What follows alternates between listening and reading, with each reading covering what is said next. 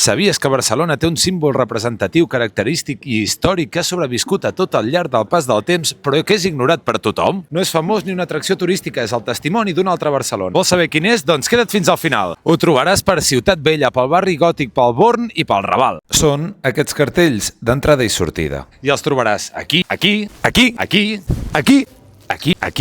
aquí i a molts més llocs. Aquests cartells d'entrada i sortida són plaques per dirigir el tràfic. En ells hi apareix l'escut de Barcelona i un carro amb el seu traginer o una mula i un cavall. La majoria daten del segle XIX i es consideren una de les primeres formes de control del trànsit en carrers antics. El 1818 hi va haver el primer servei de diligències de la península Ibèrica al centre de Barcelona. L'augment de carros i de vehicles de tracció animal complicaven la circulació per l'antic cas de la ciutat, cosa que va provocar que l'Ajuntament de Barcelona hagués de regular la seva circulació. El 1857 es van redactar les primeres ordenances oficials per normativitzar la circulació dels carros. L'edat reglamentària per portar carros eren els majors de 16 anys. En carrers estrets s'havia de baixar del carro, s'havia de portar una campaneta per poder avisar els vianants. De nit estava prohibit circular, només es podia portar un animal de tir i també s'havia de portar una placa a mode de registre similar a una matrícula. Les plaques més antigues pintades sobre ceràmica es conserven al Museu d'Història de Barcelona, ja que són documentació urbana, vestigis històrics i part del nostre patrimoni. Coneixies aquestes plaques? N'has vist alguna? Digues-m'ho als comentaris. I si t'ha agradat aquest vídeo i vols saber més curiositats sobre Barcelona,